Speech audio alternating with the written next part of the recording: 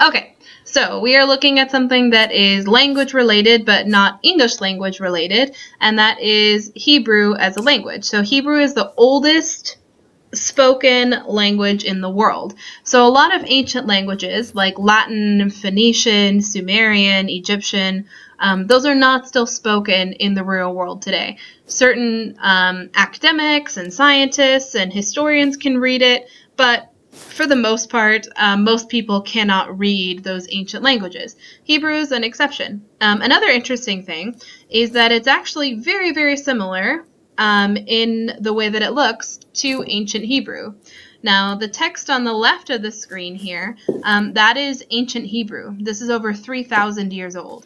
And as you can see, I'm not sure if you can tell, but if you look at this letter right here, this letter is almost exactly the same as this one here. The same with this. This is called a nun. The nun is exactly the same here as it is here. And so it's very interesting that the language, with the exception of these long lines here, which are not found in modern Hebrew, the language is almost exactly identical. And the interesting thing is, Hebrew, for about 1,000 years, from around the beginning of the 1st century CE to about 1,000 years later into the Dark Ages, Hebrew was not spoken as a language, because the people who spoke Hebrew lived all throughout Europe, and they spoke whatever language that they were there for. But the writing still stayed intact. So then 1,000 years later, when people started to find these ancient scrolls with ancient Hebrew written on it, they didn't actually know how it was pronounced, but they knew that these were letters that had sounds.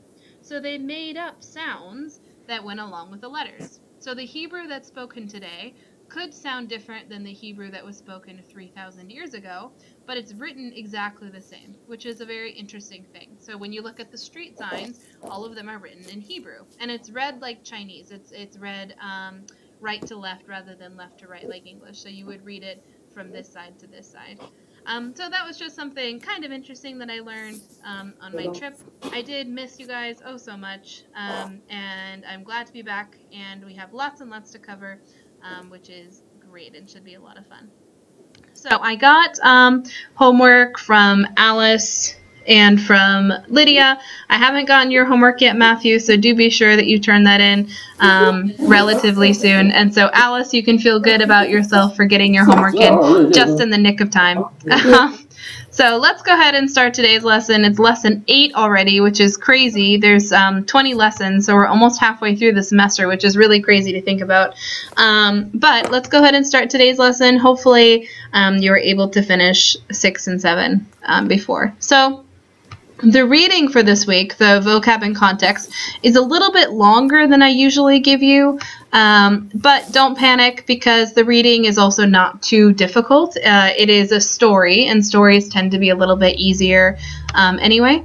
And so the story you guys are going to be reading is Young Goodman Brown. Now, Young Goodman Brown is a story by Nathaniel Hawthorne, who is one of my favorite writers, and he's also kind of a spooky writer. He writes about weird sort of things, usually dealing with 17th century, so the 1600s, even though he lived in the 1800s.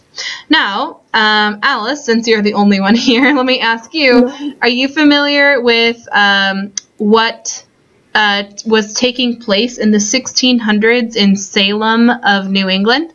Those witch things? The witch trials, yeah, exactly. And they called them trials, but it wasn't much of a trial, to be honest. It was more like witch killings, essentially, or killings of people that they thought were witches. And incidentally, this is kind of an interesting fact, Nathaniel Hawthorne's family, way back in the 1600s, which is about 200 years before he lived, were some of the people who killed the most witches, or quote-unquote witches, in all of America. So he had a lot of guilt about that. He felt guilty for his family, for the sake of his family.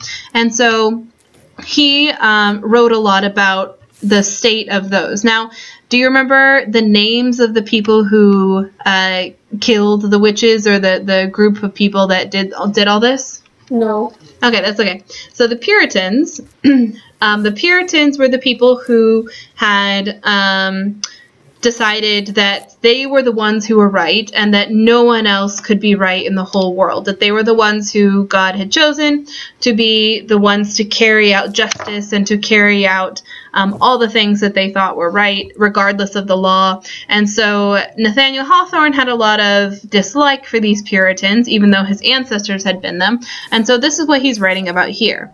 So we'll read this little introduction, and then we'll read a little bit of the story, and then the rest I'll have you read for homework. So Young Goodman Brown is a short story published in 1835 by American writer Nathaniel Hawthorne.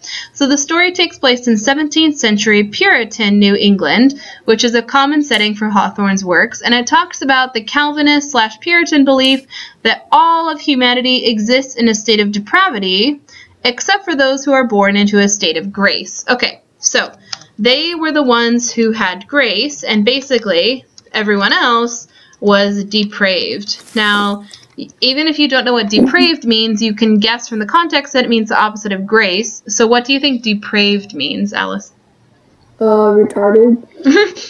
Not quite. Grace just means that no matter what they do, they'll be forgiven, that they're naturally good people. So someone who is depraved is naturally bad, essentially. So there are two ways of looking at this. One group of people thinks that people are naturally depraved and that it's rare to find someone who's actually good. That would be the Puritans, they thought. They were the only ones who were filled with grace, the only good people.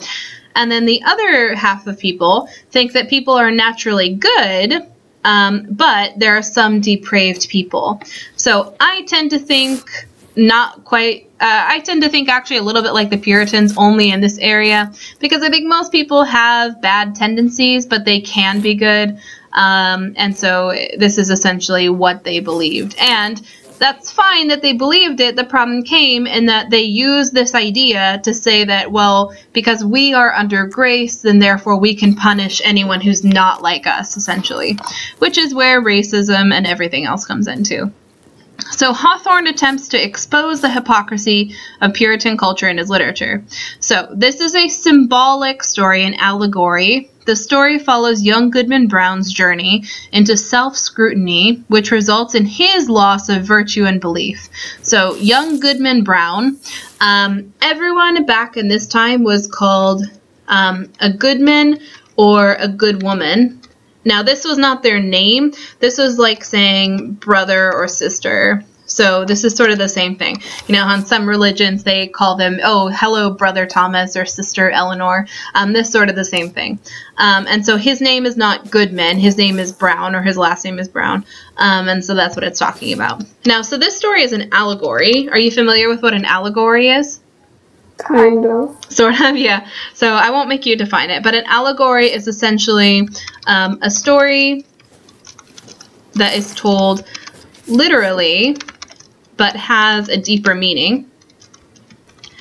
A deeper, and I'll add more symbolic meaning. So this allegory is about just this guy going into the woods, but it definitely has more of a deeper meaning when you look under the surface. Okay, so let's read a little bit of this and then go on from there. So I'll read the first paragraph and then I'll probably have you read the second one. So young Goodman Brown came forth at sunset into the street at Salem Village, but put his head back after crossing the threshold to exchange a parting kiss with his young wife. And Faith, as the wife was aptly named, thrust her own pretty head into the street, letting the wind play with the pink ribbons of her cap while she called to Goodman Brown. Okay, so automatically you know that his wife's name is Faith, and we know that this is an allegory, so we can probably guess that her name Faith is probably symbolic of who she is. So she represents, in a sense, you know, faith and virtue. Now, the Puritans believed that if you had faith and virtue at one point, then you would always have it, because again, they were under grace. But we'll, you know, spoiler alert a little bit, we'll find that maybe that's not quite true. And then also, his name Brown may have symbolic significance as well. So brown is kind of a dirty color. It's the opposite of something that's very pure. So brown is like dirtied or impure.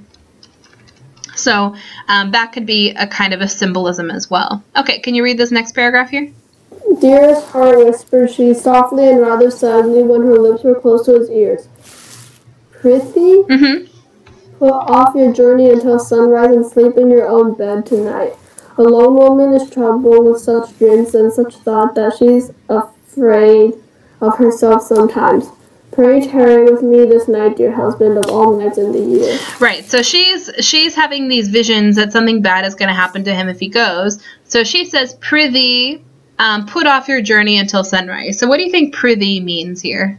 Please? Yeah, please, basically. So prithee, can you guess actually what this means? This is actually a contraction. So contractions are words like, can't, can't, won't, etc. So can you think of what contraction this would be? No. That's okay. It's actually, I pray to thee. So in other words, I pray to thee. In other words, I pray to you, or I beg you. So it's essentially meaning, like I beg you, essentially saying. So it does have the idea of please put off your journey, but it's more like I beg you to put off your journey until sunrise, etc. Okay, and this afeared is just the old English way of saying afraid. So it's a little bit different, and it sounds kind of weird when we look at it, but technically it just means afraid. Okay. Then he says, my love and my faith, replied young Goodman Brown, of all nights in the year, this one night must I tarry away from thee. My journey, as thou callest it, forth and back again, must needs be done twixt now and sunrise. What, my sweet pretty wife, dost thou doubt me already, and we but 3 months married? Okay, so what is he telling her here in this paragraph? I have to go away. Yeah, he's saying, I know you want me to stay this night of all nights, but he's saying this night of all nights I actually have to go. This is the only time when I can make this journey. So we don't know where he's going, but we know he's going on some kind of a journey. And then she says, then God bless you, said Faith with the pink ribbons, and may you find all well when you come back. Amen, cried young Goodman Brown. Say thy prayers, dear Faith, and go to bed at dusk, and no harm will come to thee. So they parted, and the young man pursued his way until, being about to turn the corner by the meeting-house, he looked back and saw the head of Faith still peeping after him with a melancholy air in spite of her pink ribbons. Okay, so have we talked about the word melancholy yet? Do you know what that means? I think it's like dark or like not very happy, it's sad. Yeah, exactly. So melancholy means, it actually literally means black. This is the literal definition, so it's going to be kind of gross, but it actually means black bile, but it symbolically means sad or depressed. So it's the opposite of someone with pink ribbons would be someone who's feeling melancholic. Now, interestingly enough, the prefix melon, actually, I'm sorry, it's a root, melon, not melon like a cantaloupe or something. So the prefix melon means dark or black, and colic, coli here, is where we get the word cholera, and it essentially means bile, or, I mean, this is really gross, but basically like vomit type thing. Now, back in this time period, in the 1600s, medicine or doctors, I put doctors in quotation marks even though you can't see me, because doctors really didn't have the best ideas. I mean, these were the people who would bleed people out thinking that if you got rid of enough blood that the illness would leave. The problem with that was that people ended up bleeding to death more often than not, and they weren't cured of any sickness at all. So these doctors, they thought that you had different biles in you if you were sick, and that you had to get rid of these biles in order to feel better. So they had, I think there were, I'm going to get this wrong, but there were green bile, blue bile, black bile, and I think there was white bile. And all these things were what made people sick. Now, this black bile was what made people mentally ill, they thought. And so someone who was melancholy literally had something dark built up inside of them that was making them depressed. So other words that we get from melon is also some negative words. There's not very many positive words that come from it. Melanoma. Do you know what melanoma is? No. It's skin cancer. Now, skin cancer comes when someone spends too much time in the sun and they get dark spots on them or black spots on them, and those lead to cancer, unfortunately. And then a word that we get from coli or cholera, we actually get a bunch. We get choleric. Now, choleric is a word that means someone who's very like nasty or bitter about life. They just are constantly complaining. And then you also have cholera, which is a disease. A cholera is a disease of the blood, I believe. I'm actually not sure about that one. But cholera isn't really a big deal anymore, but it used to be a very serious illness that killed a lot of people. Anyway, so that's just a side note about melancholy. But yeah, you were absolutely correct. It has to do with being sad or depressed. So poor little Faith, thought he, for his heart smote him. What a wretch am I to leave her on such an errand. She talks of dreams too. Methought as she spoke there was trouble in her face, as if a dream had warned her what work is to be done tonight. But no, no, 'twould kill her to think it. Well, she's a blessed angel on earth, and after this one night I'll cling to her skirts and follow her to heaven. So what is he saying to himself here? I've made a mistake. So he knows that she thinks he's going to get into some trouble tonight if he leaves, but he's saying, I'm just going to leave this one night, and then from then on, I'll stay by her side until I die. He said, I'll stay by her side forever. And so this is obviously foreshadowing, if you haven't caught on yet. Something bad is probably going to happen to him. We just don't know what. So with this excellent resolve for the future, Goodman Brown felt himself justified in making more haste on his present evil purpose. What does haste mean?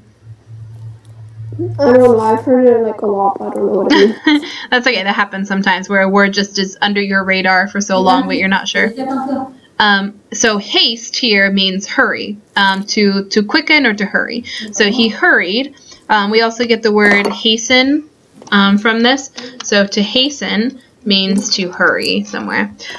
He had taken a dreary road, darkened by all the gloomiest trees in the forest, which barely stood aside to let the narrow path creep through, and closed immediately behind. It was all as lonely as could be, and there in this peculiarity, in such solitude, that the traveller knows not who may be concealed by the innumerable trunks and the thick boughs overhead, so that with lonely footsteps he may yet be passing through unseen multitude.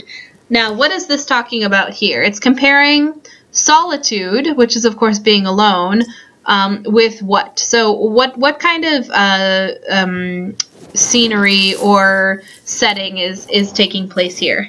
Like, I think he's in like a forest or something. He is in a forest. How do you know that? Well, I guess it says trees of the forest.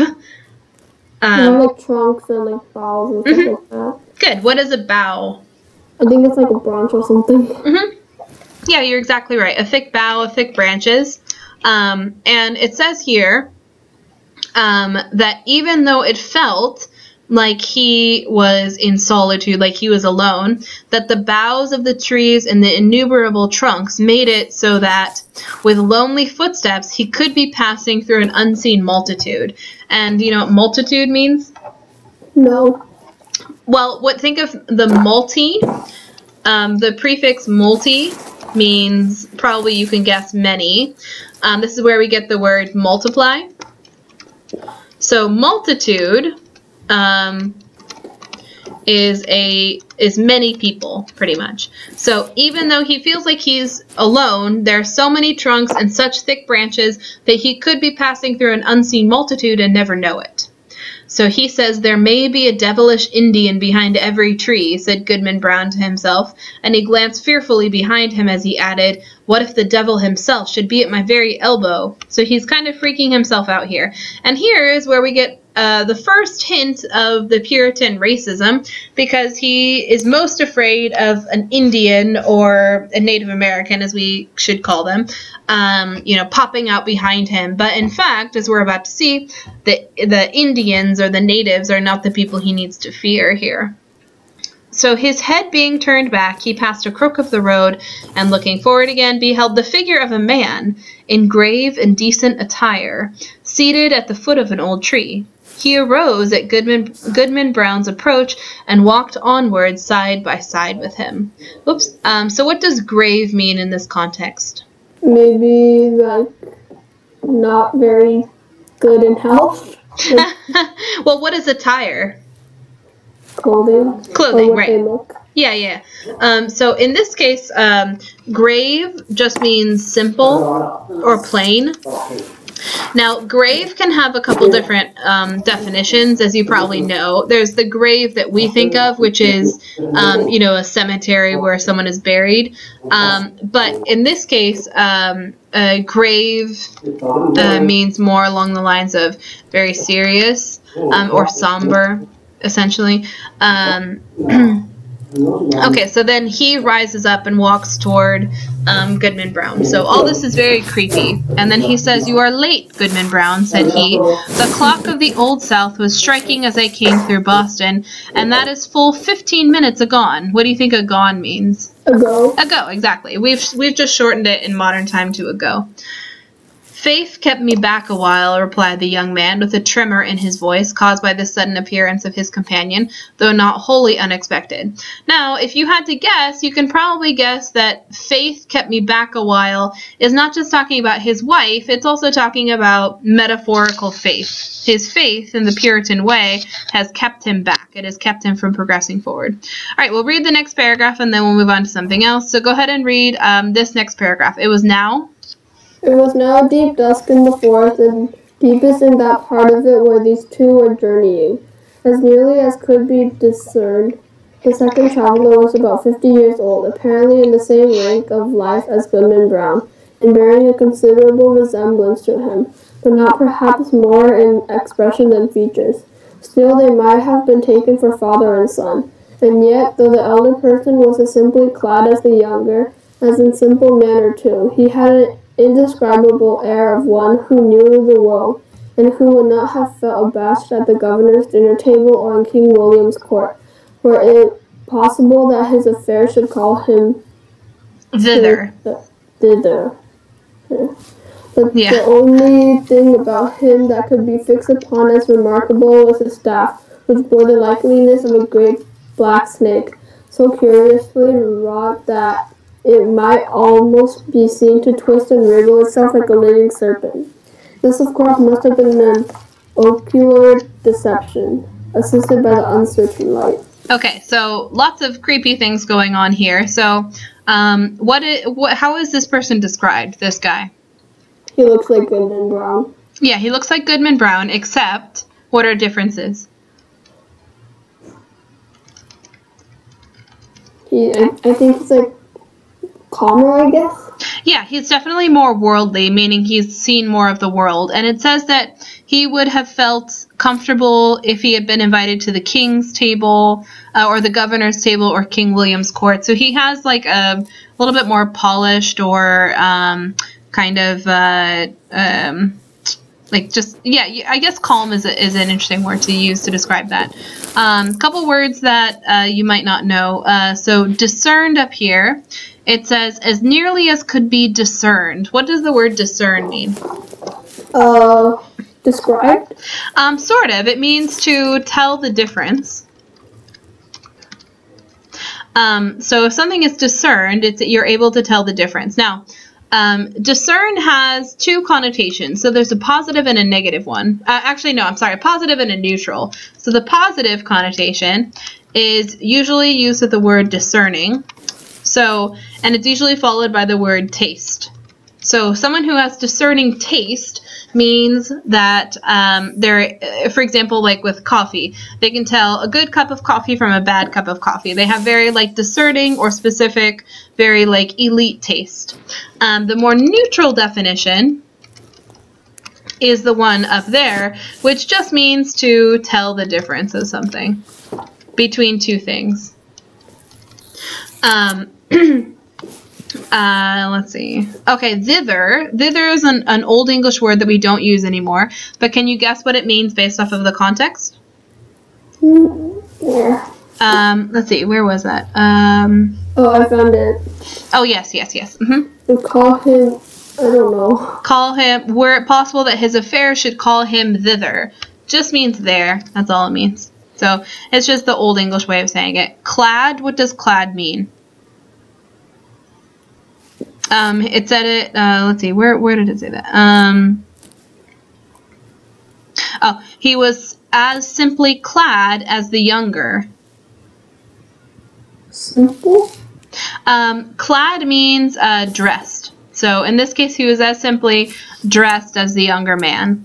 And then ocular, this of course must have been an ocular deception assisted by the uncertain light. So first of all, deception means what? Like illusion or like a thought. Yeah, exactly. An illusion or like a lie or something like that. So what kind of illusion would this be?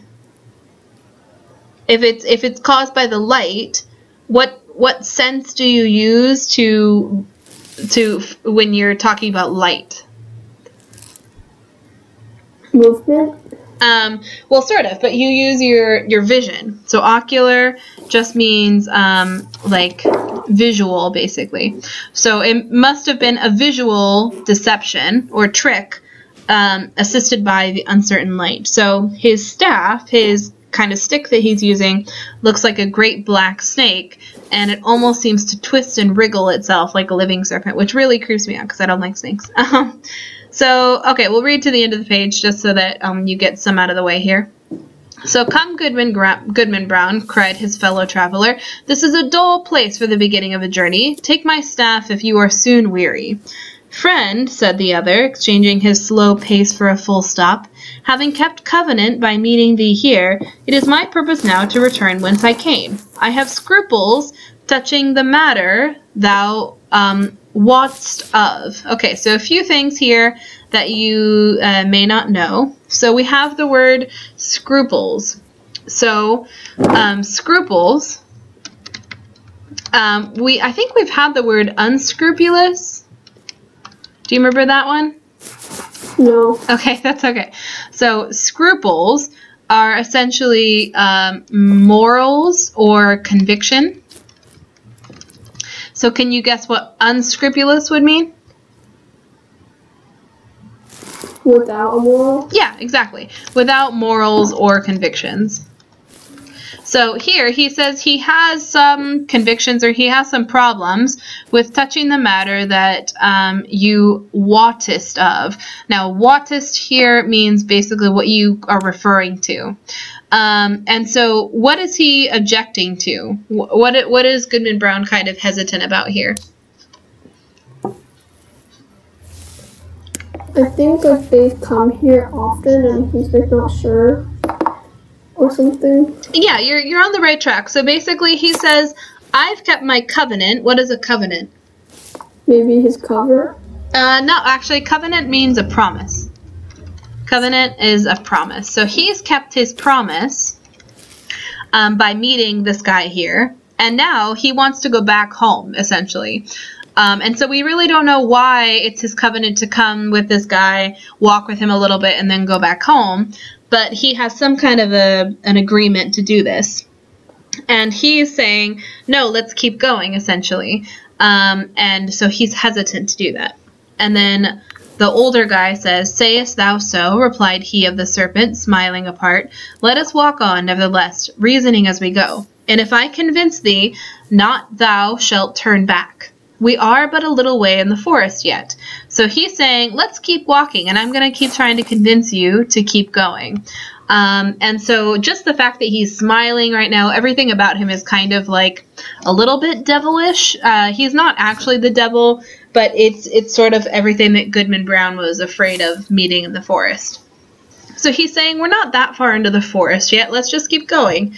And then Goodman says, oh, it's too far already, exclaimed the Goodman, unconsciously resuming his walk. My father never went into the woods on such an errand, nor his father before him. We have been a race of honest men and good Christians since the days of the martyrs, and shall I be the first, the name of Brown, that ever took this path and kept such company, thou wouldest say, observed the elder person, interpreting his pause. Well said, Goodman Brown. I have been as well acquainted with your family as with ever a one among the Puritans, and that's no trifle to say. Okay, So let's go up here and talk about martyrs. So we have been a race of honest men and good Christians since the day of the martyrs. So what is a martyr?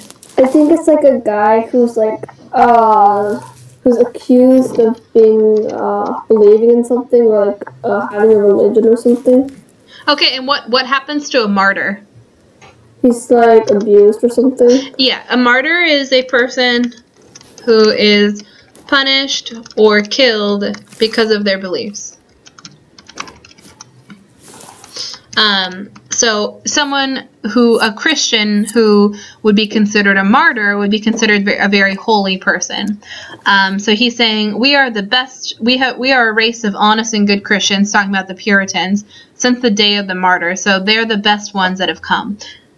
And then the older person says, that, oh, no, it's totally fine. I know your family. They would have been fine with coming this far into the woods.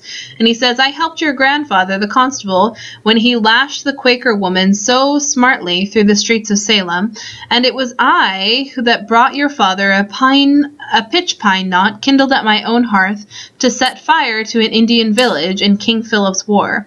They were my good friends both, and many a pleasant walk have we had along this path, and returned merrily after midnight. I would fain be friends with you for their sake. Okay, so let's talk a little bit about irony. So you know what irony is, of course. Yeah. Irony is where what is said or done is not what is expected. Okay, so he just finished calling his family what? What was the adjective that he used? Do you remember? I think he used the best or something? Yeah, like honest and good. So basically they're the best, like honest and good men in all of history. Now, what's ironic about that given what he just said he did with his father and grandfather? Isn't like that old dude gave him like stuff to like hurt others or something? Yeah, I mean he helped him to whip a Quaker woman or a accused witch, quote unquote, through the streets of Salem, and he kindled at his own hearth. What does kindled mean? I think it means like set fire to. Yeah, so he set fire to a pine knot, which is like a branch, to set fire to an Indian village, and so he's saying these are good things. So it's ironic that he just finished talking about how honest and good they are. And how does he know that they're honest and good? Because they've done all these terrible things in the name of good, essentially. They think they're doing the right thing, when in fact it's definitely not something they should be necessarily proud of. Let's see. Okay. And then Goodman Brown kind of calls him out on it. He's saying, if it be as thou sayest, I marvel that they never spoke of these matters, or verily I marvel not, seeing that the least rumor of the sort would have driven them from New England. We are a people of prayer and good works to boot, and abide no such wickedness. So he is seeing that that's maybe not the best thing to be bragging about in this case.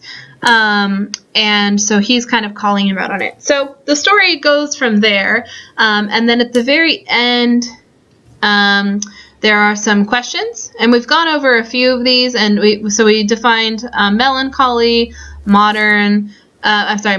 Some of these are going to be familiar and some of them not. I think there's only 15 of them, so not too many words. And then there's also questions at the end. For those of you who are listening on the video, you don't have to worry too much about answering these.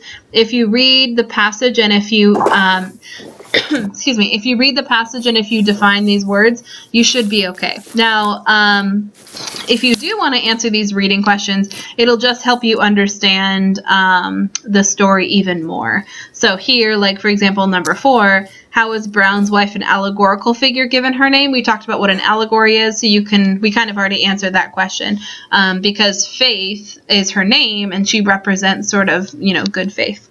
So there are 13 questions. Again, you can answer them or not. That's not technically part of your homework, but what is part of your homework is just to define the words on the last page. Okay.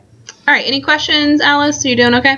So it's just those vocabulary words, right? Correct. So just reading the passage and going through the vocab. Yeah. Okay. Okay. Very good. All right. Let's do some work with etymology. So our first prefix here is, whoa, sorry, that was Too big. Okay, so our first prefix here is X, S, or E, which means out. So our word escape means breaking loose from any confinement, but originally it had a more picturesque meaning. In Roman times, perhaps when a jailer was trying to hang on to a prisoner by his cape, the prisoner slipped out of his cape and left it in the hands of a jailer. So the prisoner had escaped, literally taken off his cape. He had got out of his cape and gone free. So that's kind of a interesting origin to the word there. All right, let's talk about some of these. I'll have you read every other one. So go ahead and read what ebullient means. Adjective, bubbling out, overflowing with enthusiasm. Her ebullient manner made her an entertaining lecturer. Right, so ebullient literally means like boiling over. Someone who is so like enthusiastic and bubbly that they just like overflow with energy and positivity in a sense. So ebullient would definitely be like a positive thing for sure. So actually maybe I'll start a list over here of the positive and negative connotations to make it a little bit easier to remember which word is which. So one of the positive words is ebullient. Okay, now we also have a negative word next, which in this case is efface. So efface means to wipe out. So nothing could efface the memory of that storm. And this word is exactly what you would expect. It literally means to take out the face of something. So it's like to wipe out completely so that there's no identifying feature, nothing to remember it by. Okay, emigrate. Go ahead and read that one. Verb, to move out of a country in contrast to immigrate, which means to move into a country. My ancestors emigrated from Mexico. Right, so you immigrate from a place and you immigrate to. So if someone comes from Germany to America, they emigrate with an E. If they go from America to Germany, they are immigrating with an I. Okay, emit. Emit means to send out, as a child emits a scream or a factory emits smoke. So the boy emitted a yell as he reached the goal. Now we have another negative word, enervate. Go ahead and read that one. Verb, literature, to take out the nerve, to deprive of nerve, force, vigor, to weaken.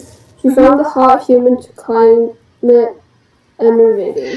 So this word is probably the opposite of what you expect it to be because it sounds almost like energize, but it has the exact opposite meaning. Because it doesn't mean energize, which literally means to give life to. It means enervate, which literally means to take out nerves. Or to, it's like you're pulling the legs out from someone. They're just so tired and so weakened, and they have no energy left to do anything. So that's what enervate means. Eradicate is another negative word. Eradicate means to tear out by the roots, literally, to destroy. So it's difficult to eradicate racial prejudice or to get rid of it. Excoriate is a negative word. Go ahead and read that one. Verb, to denounce harshly.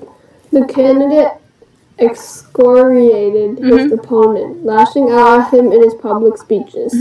So excoriate literally means to tear the skin off of someone in your attempt to kind of, bring them down. So this is definitely a negative word, no question about that. So excoriate means to denounce someone harshly or to try to go against them.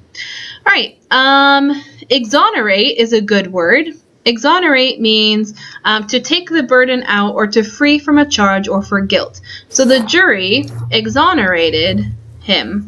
So exonerate, excuse me, means to take off the burden from someone, essentially. Okay, expatiate.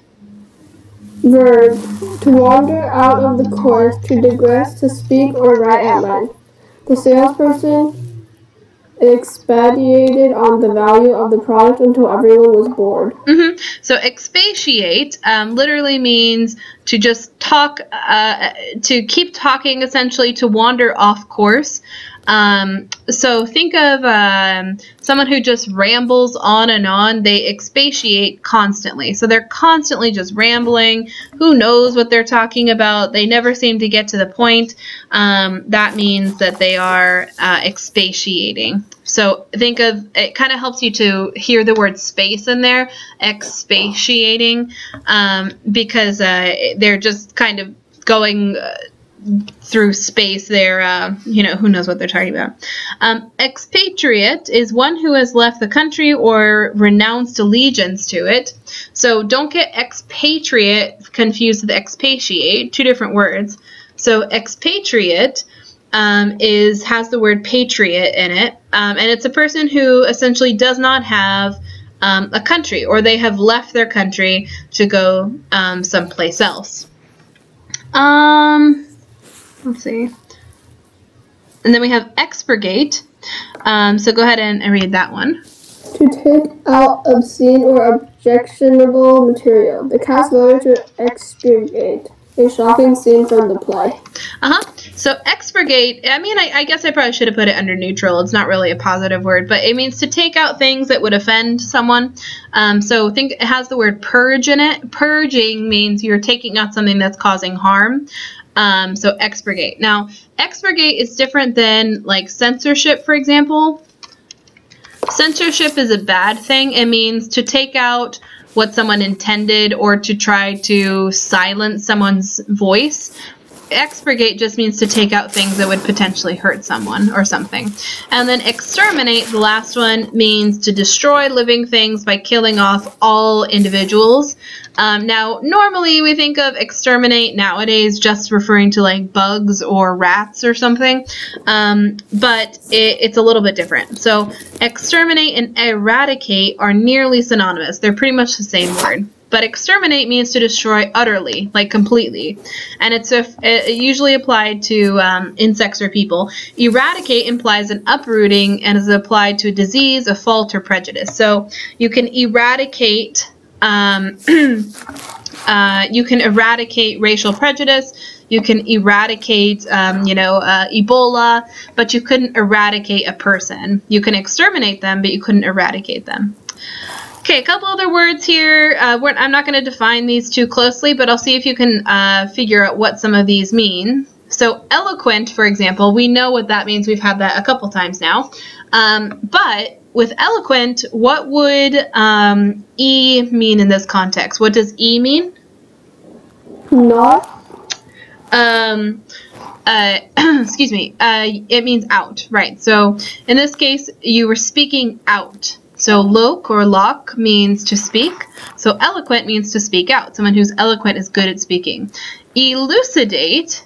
Now lucid or loose means, do you have any idea what that one means? I think it's like negative or something. This is actually a positive word. But lucid means light, like a light bulb, or clear. So elucidate, you're literally bringing out the light. So you're making something clear, or you're making it so that people can easily understand it. You're elucidating it. Okay, good.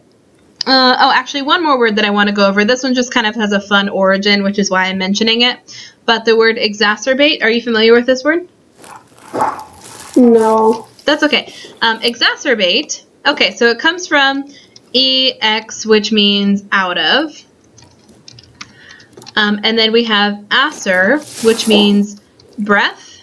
So you would think that exacerbate means out of breath, but it actually means like frustrated or kind of, I guess, fed up with is kind of a slang way to put it. So someone who's exacerbated, it's like they're taking the deepest sigh you can imagine. They just let out all their breath because they're just so ready to be done with whatever it is. So you could say the teacher was exacerbated with, you know, the bad student or something like that. Okay, very good. All right, let's go ahead and move on to some of the exercises and see how we do here. Okay, so do you remember the word that meant to free from guilt?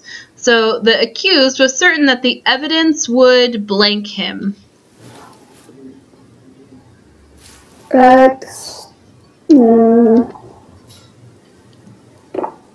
No. Exonerate. I probably should have given you like a word bank here. Exonerate it means to free from guilt. Another word that means the same thing that we didn't go over was exculpate.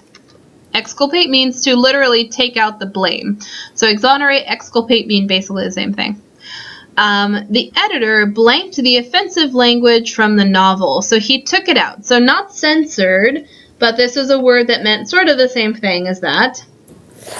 I forgot. It's like an X something. Right. It has the idea of purge in it. So expurgate. So to expurgate literally means to like purge out the offensive language or to try to get rid of it. During World War II, Nazis used the euphemism. You remember what euphemism means? Yeah. So they used the euphemism blank for the murder of Jews. Exterminate? Yeah, extermination. Good. With more research, AIDS may someday be completely gotten rid of or...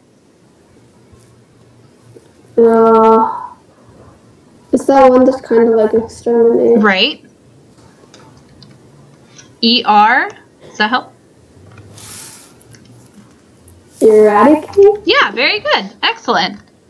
Maybe eradicated. Good. She blanks about her ailments until her eyes glaze over. So what was the word that meant to just talk on and on and on? It's something like out of phase. Efface is a different word. But yeah, efface is one of our words, but it wouldn't fit here. So this one, expatiate. Not expatriate, expatiate. Expatiate means just to talk on and on and on and on. Then remember, think of like space. It's just someone is filling up the space with empty words that don't really mean anything.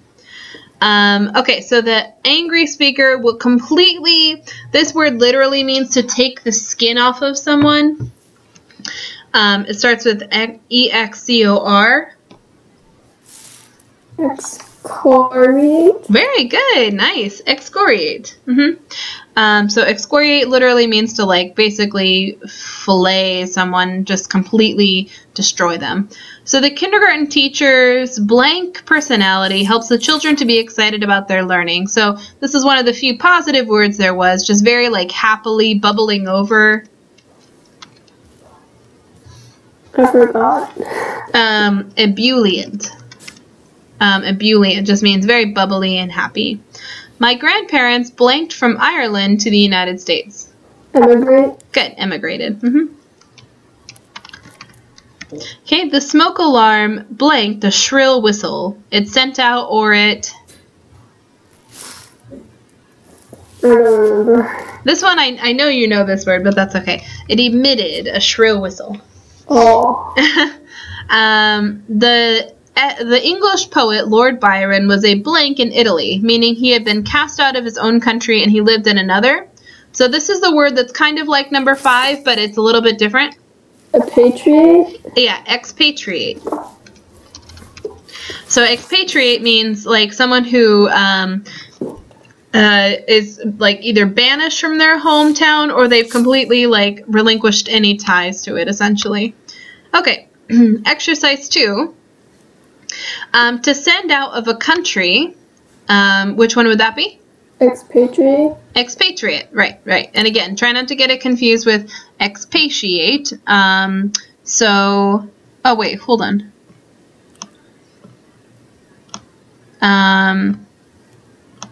Wait. Oh. That's not there. Okay, so, I get it. I'm not sure why they have this word even on here, but the word they're looking for is export. So I don't know why they have this word to begin with, but it would be H, export. To send out. Is, what's that? A? Yeah, emit. Very good. To destroy as in a disease, a fault, or a prejudice. Eradicate? Eradicate, good. To denounce harshly or literally to like take the skin off of someone. Expatiate? Not expatiate. Remember, expatiate means to talk on and on. To denounce harshly. Excoriate? Yes, very good. Excoriate. It kind of sounds like a negative word, and it is. Like completely like take someone out. To wipe out. Yeah, good. Let's see. To digress, to speak at length, or to speak or write at length. Expatiate. Yes, very good. Overflowing with enthusiasm. C. To weaken. Remember, this is the opposite of what it sounds like. G. Yes, exactly. It doesn't mean to bring energy, it means to take it away. And then to destroy living things by killing off all individuals. I'm sorry, I put the wrong one for number 5. Number 5 should be F, efface. And then this one would be I. Okay, very good. All right, there's a little bit more practice here. I'll have you do this for homework.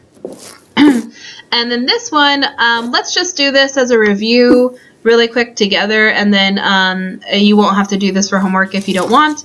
If you want some extra review, it'd be good. But since you guys just had the huge test, I'm not going to make you guys do some more review at this point. Okay, what did a or and mean? Without. Right. So can you think of a word that had that in there?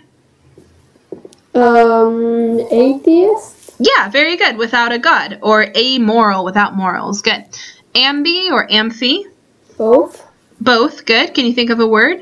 Amphibian? Amphibian, yeah. Ambiguous, etc. An or n? Year. Yes. Every year. Good. And a word?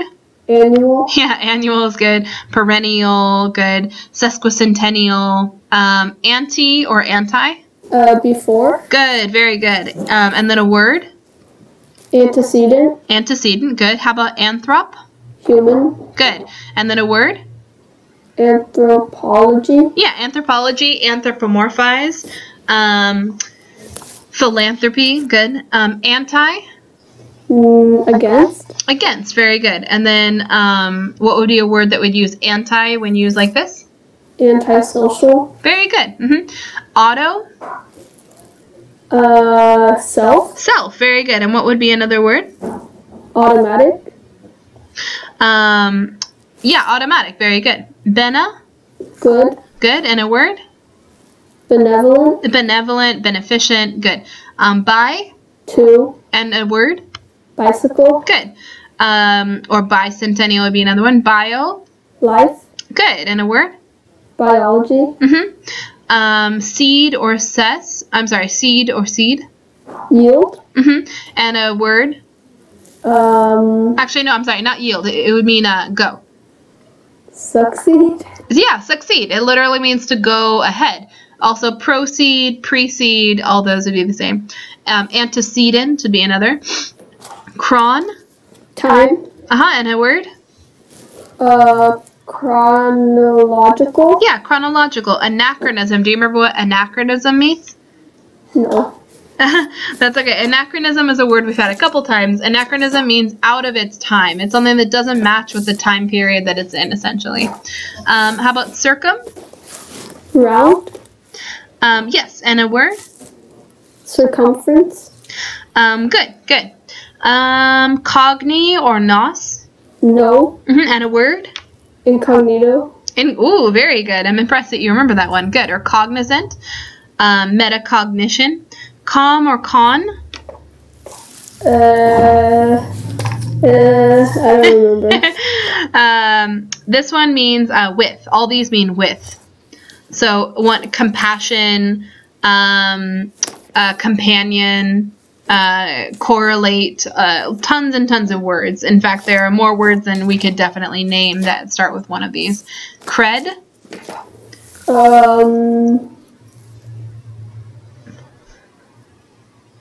Like credential or credible. Proof? What's that? Proof. No, but you're on the right track. It means believe or belief. So like credible is someone that you can believe. If you're incredulous, it means you cannot believe. Okay, cur. To happen. No, cur means run. That's where we get the word cursive, because cursive is something that rather than just being block, it runs. Also, the word discursive. Do you remember what discursive means? No. Okay, that's okay. Discursive would be a synonym of expatiate. Now, what does expatiate mean? remember either. We just had this. That's okay. I know I'm picking on you because there's no one else to pick on, so it's hard. Okay, expatiate means basically getting sidetracked or talking too much. So discursive means the same thing. Someone who's discursive, they just are constantly talking. They're constantly getting off topic, going on rabbit trails, same thing. And it literally means to run apart. So you're running apart from the main topic. Okay, dict. Speaking? Like talking? Yeah, exactly. So speech, can you think of a word? Like diction, I guess? Yeah, diction. Also, dictator comes from this because whatever a dictator says becomes law. Dis, die, or diff? Not. Good. And a word? Diffuse? Yeah, diffuse, diffident, different, dissenter, equi? Same, equal? Right. And a word? Equality? Yeah, exactly. Equality. EU? I think it's like good or something. Yeah, and a word? Euphemism? Yeah, euphemism. And then X, ES, or E, the one we just had?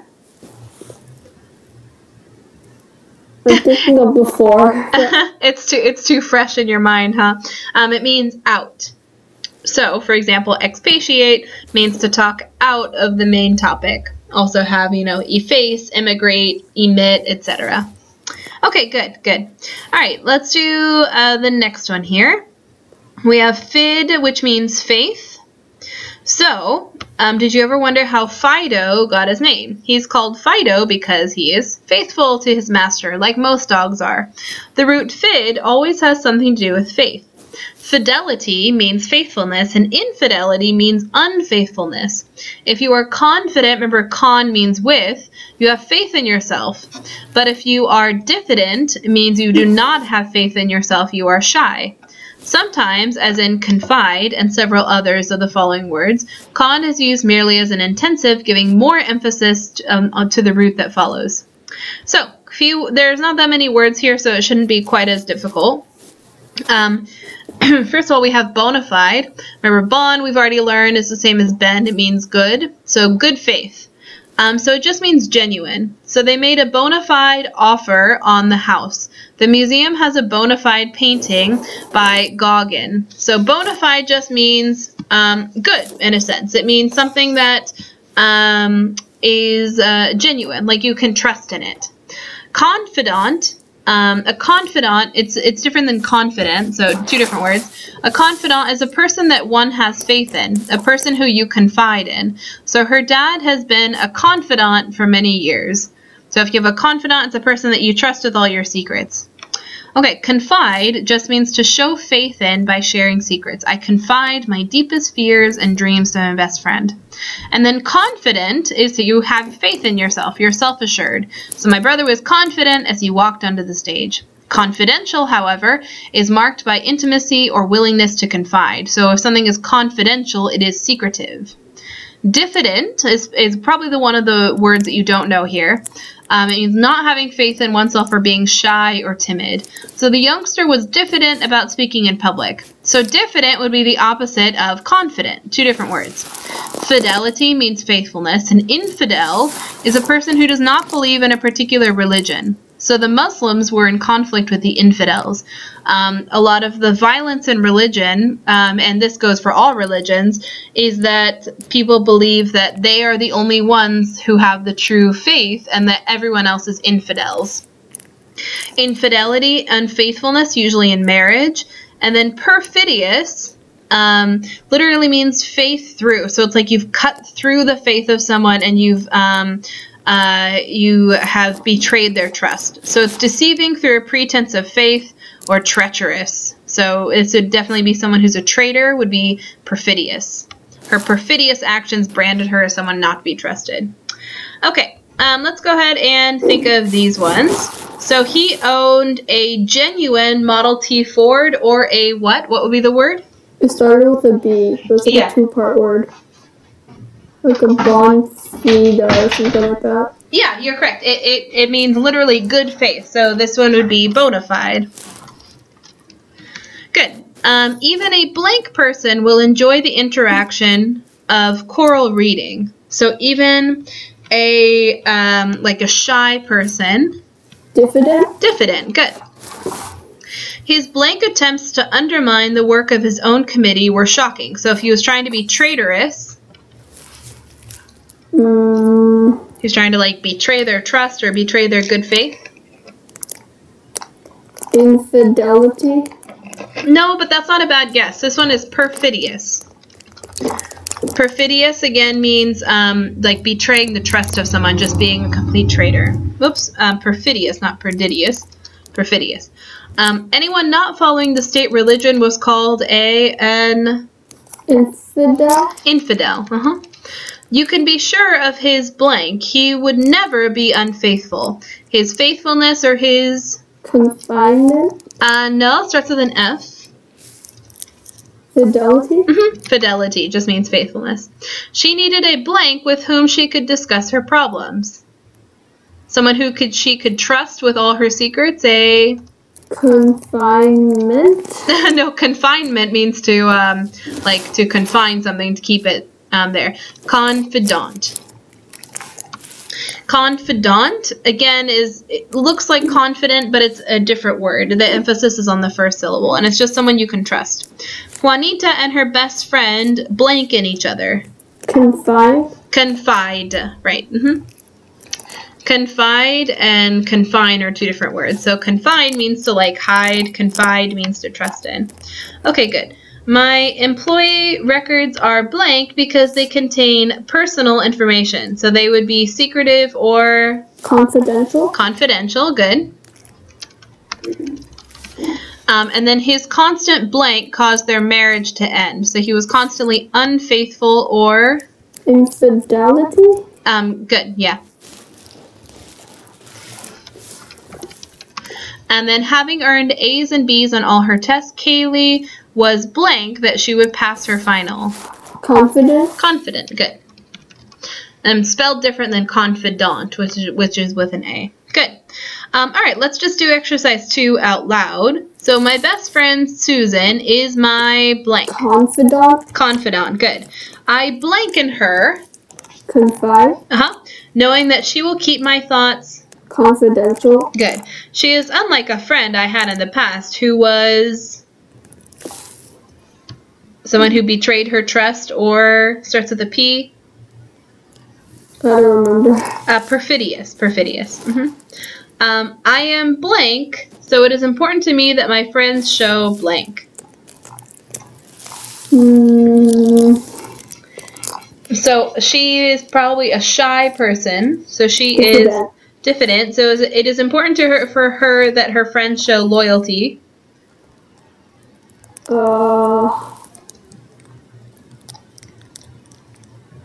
don't remember. Loyalty, fidelity. Good. All right, let's see. And let's do this one really quick too. So here, we're going to have 8 words that we've already studied. And then I want you to see if you can remember what they mean. And again, I'm sorry I have to pick on only you today.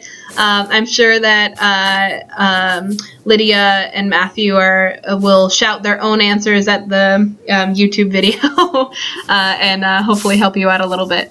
So, first of all, let's read the first sentence here. When I first came into this class, I was incredulous at the amount of work assigned. So this is probably what you all felt when you started taking this class. So incredulous. So we just found out that cred means what? Believe. Belief, right. So if you're incredulous, what would that mean? You cannot believe. Yeah, cannot believe. Good. I almost lost my equanimity when I heard that we had to keep a daily vocabulary journal. Unfortunately, I don't make you guys do that. So equanimity, what does that mean? Has something to do with equa. Remember what equa means? Equal. So equanimity, if something is equal, it would be mental stability. Yeah, exactly. So composure, mental stability, balance. Nice. Soon, though, I realized that the consensus of the class was that the professor is our benefactor. Consensus means... It comes from con, which means... I don't remember. It means agreement. And then benefactor. Supporter? Yeah, exactly. So, in one's best interest. So a person who has someone else's best interest in mind. For a while, I was ambivalent. So remember what ambi means. So someone who's ambivalent. Agree on both sides? Yeah, well, yeah, actually, just not sure. So unsure or undecided. But finally, my attitude changed until now it is the antithesis of what it was at first. Can you remember what antithesis means? No, but I think I know what thesis means. Okay, what is thesis? It's like a thought. Okay, and what does anti mean? Against. So it literally is opposite. So the opposite thought. I now concur with the opinion of the other students and find that I am adding an incredible number of words to my vocabulary. Incredible actually is also one of our words, even though you know what that means. So what does concur mean?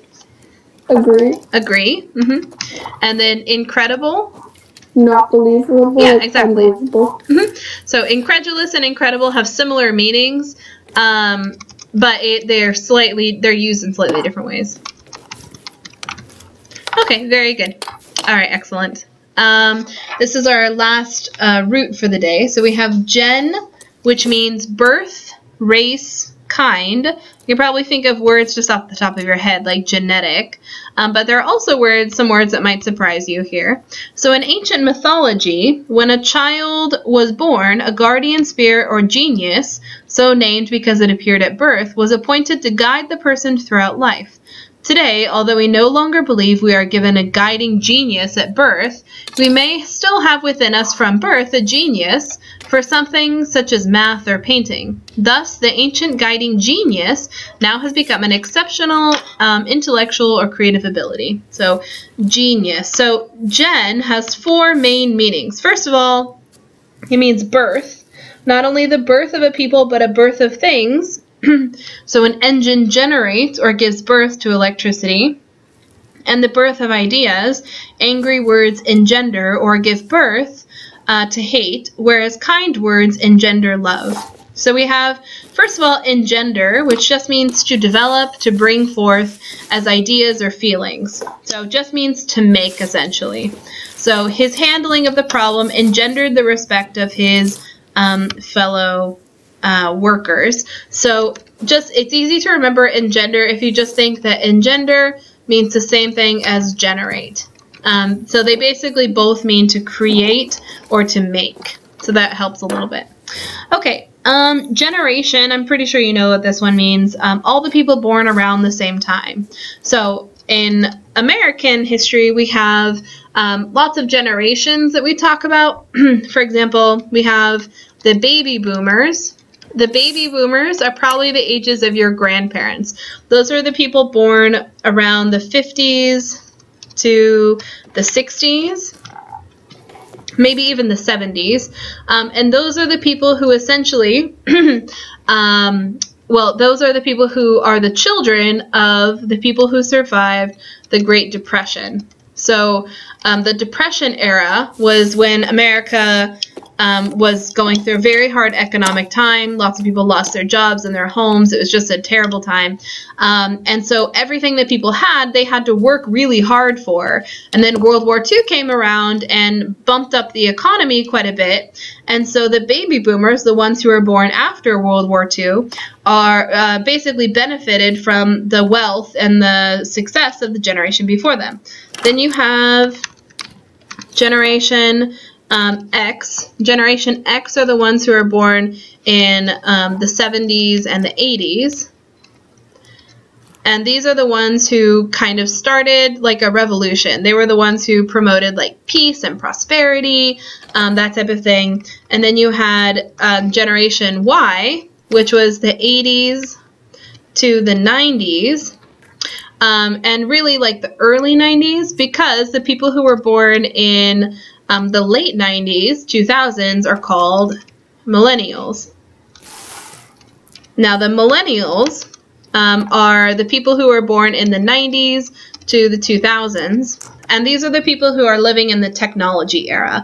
They're the people who are used to having social media all the time. They've never lived without internet or without cell phones, pretty much. Just a different type of people. So anyway, that's generation. Genesis means the birth of something, the origin of it. He has many childhood pets for the genesis of his interest in zoology. Genius, we talked about, it's just being, intelligent. Hydrogen is a gas called that because it generates water by its combustion. Ingenious, clever at contriving. So if someone's ingenious, it's like such an amazing invention. It's something that it's just incredible. Now, don't get it confused with ingenuous, though. Ingenuous means very, like, innocent or childlike, gullible. Someone who's ingenuous, like they have no ability to be mature about things, pretty much. So it's a very different word. Then we also have gen, which indicates noble or good birth or breeding, like generous. Genial, I'm not sure if you're familiar with genial. Do you know what that word means? Hello? Yeah, I'm back. Oh, sorry. Genial means just having a friendly and kindly manner, just being friendly. Genteel means being very refined or elegant.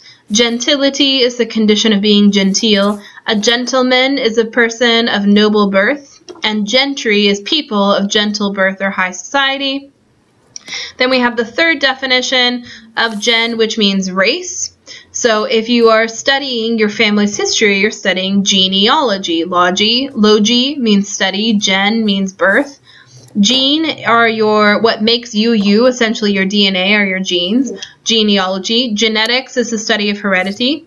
Genocide is the killing of a racial, political, or cultural group. So it's a little bit different than just a regular murder. If you're trying to commit genocide, you're literally trying to destroy everyone who has the same genes, essentially. So all of one race, or all of one country, or all of one type of people.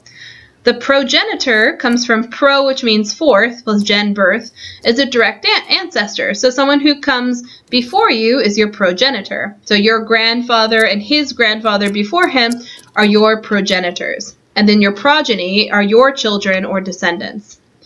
And then gen also means category or kind, like generic, general kind, and then genre, a particular kind or category of literature or art. All right, well, we are out of time at this point, so I'm going to have you, we still actually have quite a bit of the packet left. There's not too much left for the gen. All you have are these 12, so not too many. And then you have a very short chapter that comes after it. So I think if you can finish the whole packet, that'd be great. If you can't, at least get through the gen, and then if you can't get to session 22, that's okay, but do try to get to it if you can so that you don't fall behind. And then next week we'll kind of go back to our regular scheduled quizzes at the beginning of class, so we'll have that, and then yeah, should be good. Do you have any questions about the homework or anything like that?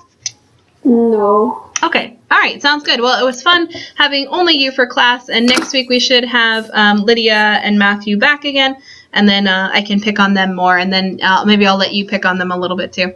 Okay. All right. So I will see you next week. Bye-bye. All right.